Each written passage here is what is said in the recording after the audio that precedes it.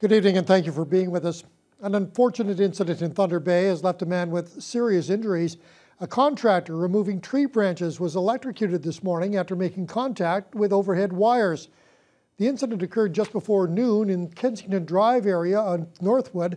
Emergency crews received a call about a man who was unconscious and dangling from a tree by his harness. Platoon Chief Mark Ference says his crews had to wait for officials from Synergy North to shut off power to the area before they could attempt a safe rescue. The worker was apparently trimming some branches, and the branch came in contact with some high-tension wires. He went to grab the branch that cleared off the lines and got electrocuted. He was unconscious when our crew got to him. He regained consciousness on the ground. He was put into the ambulance and transported to Thunder Bay Regional. There has been no update yet on the injured man's condition. Hydro crews remained on the scene until investigators from the Ministry of Labour arrived. The ministry has confirmed that the man was working for Arbor Tech Expert Tree Service, and the homeowners were issued a stop work order. The ministry's probe into the incident is ongoing. Hydro service was impacted in the surrounding neighborhood but has now been fully restored. The longtime president of the Thunder Bay Police Association has decided to step down. Greg Stevenson says it's in his own best interests to resign and slow down during his final year on the force before retirement. I would like to think that I've left the association in a better place.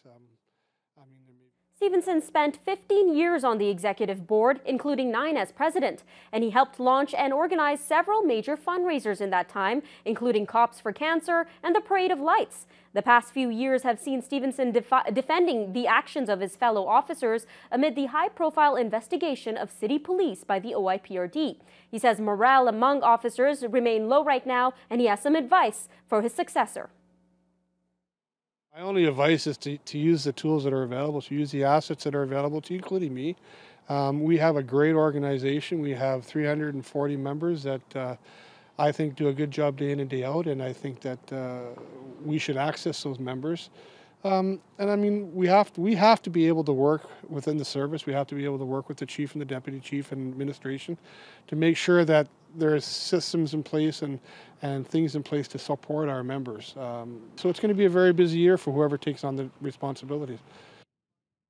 Although no names have been released yet on who might run as a replacement, Stevenson says he has a good idea on who might step up, and he's confident that they'll do a good job moving forward. Yesterday's heavy rainfall is having an impact on area storm drains and waterways. Officials with the LRCA have issued a flood outlook, but so far there have been no reports of any widespread flooding. Now the wet weather has also sped up the clock on the remainder of the local ski season. Tyler Kelleher reports. An approximate 23 millimeters of rainfall over the past 24 hours signified Thunder Bay's gradual transition from winter to spring and all the changes that come with it. The Lakehead Region Conservation Authority issued a flood outlook update for the area, stating regional watercourses have risen and were expected to crest today and peak overnight.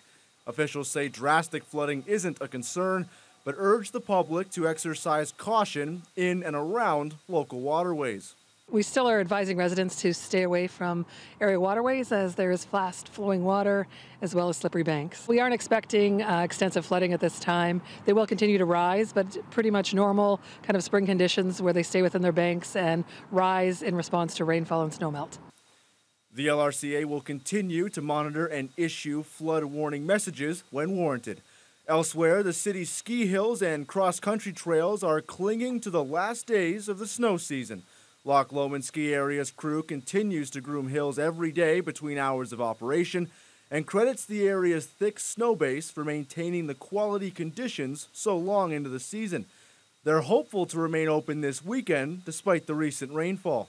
After the rain yesterday, we are obviously in an assess phase. The runoff is a very natural part of the snow process here at Loch Lomond, so all winter long we make snow from the ponds behind the chalet and it ends up on the hills, and right now all of that snow is returning to its home back into the ponds until next year when we get to use it again.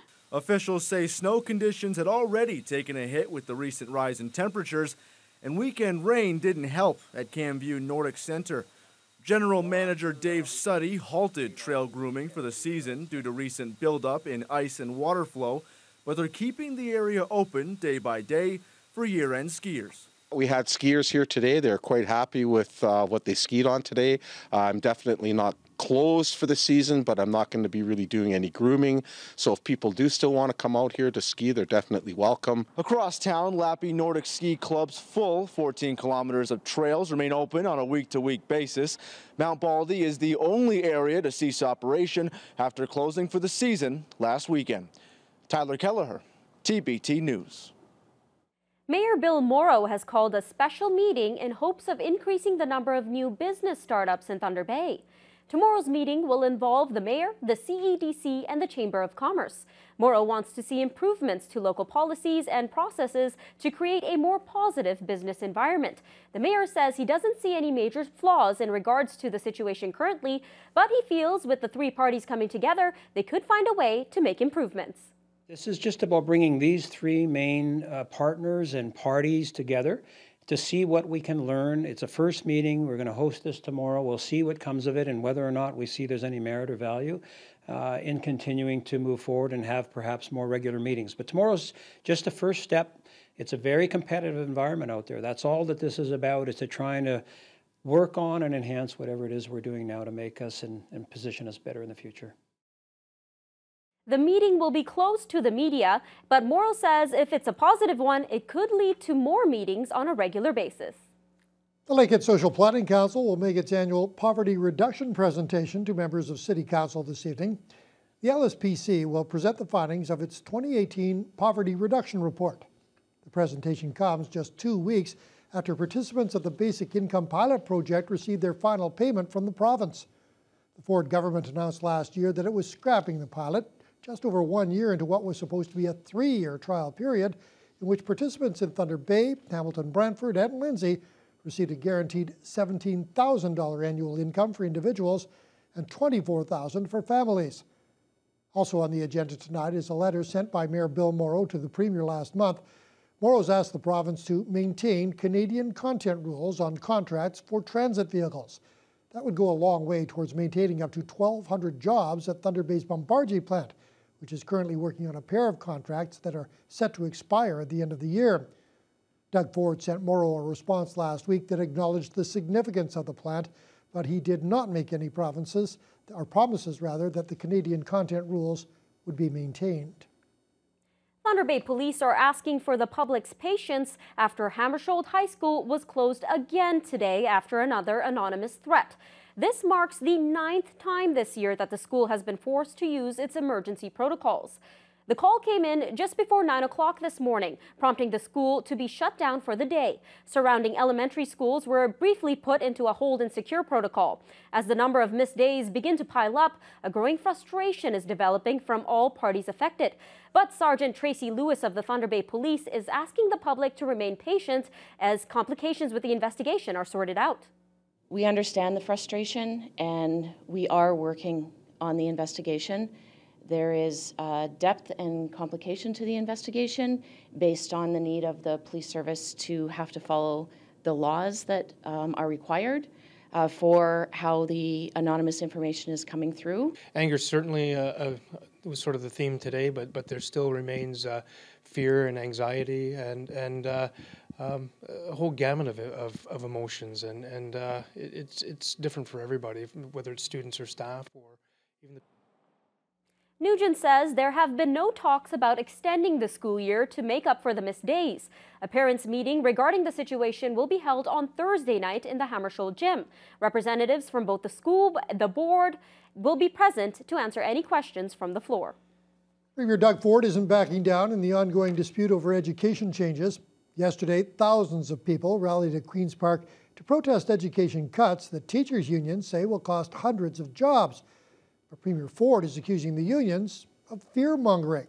Colin DeMello has the latest. One of the largest demonstrations against the Ford government hit the south lawn of Queen's Park over the weekend as thousands of teachers, parents, students, and unions protested the changes to Ontario's education system. But today, the Premier doubled down on attacks against teachers' unions. It's pretty straightforward. It's about fear-mongering. I have yet to hear the teachers' union come up with a solution. The government is expanding class sizes in high schools from 22 students to an average of 28 pupils to a single teacher.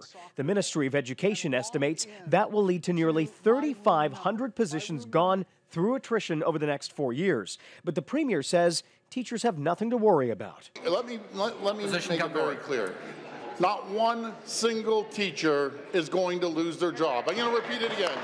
Not one single teacher is going to lose their job. However, Toronto's Public School Board says today that at least 900 high school teachers are on the surplus list, meaning there are currently no jobs available for them. That might change as the Ministry of Education announces its finalized funding, but there are concerns teachers could be left without a job. There are currently 125,979 teachers in Ontario from 112,000 in 2004. We're up 13,000 teachers and 109,000 less students. I understand the NDP, they have it tough doing math as well, Mr. Speaker, but it doesn't add up. TDSB says teachers on the surplus list could be moved around within the board depending on the need in schools. Yes. Can you tell me? You will soon be able to enjoy a beer and barbecue in the parking lot before going to a sporting event. Ontario will make it legal for teams to allow tailgating outside stadiums and arenas. Under the plan, fans will be able to bring their own booze to games and sit outside their parked vehicle and drink and barbecue. Tailgating is a big part of many U.S. sporting events. The Wake the Giant project at Dennis Franklin Cromartie High School is getting some federal funding support. Thunder Bay Rainy River MP Don Rusnak announced $100,000 for the Northern Anishinaabe Education Council on behalf of the Department of Canadian Heritage. The new cultural awareness program identifies safe spaces throughout the city of Thunder Bay with the goal of being more welcoming to Indigenous students from DFC. Rusnak calls the project a building block to a community-based long-term solution. It's something that we know there's been issues here in northwestern Ontario and Thunder Bay, and we had an inquest about some of the issues that Indigenous youth are facing. So it's just another step to help inclusion and help understanding. I think when people understand each other, things get better, and people can see each other as human beings and not as different. Wake the Giant launched across the city in late March. Flags and window decals can be seen outside supporting businesses which identify their establishments as safe places for Indigenous youth. The classic sounds of the Thunder Bay Symphony were joined with some Indigenous star power this weekend, and the special concert came with an underlying theme of diversity.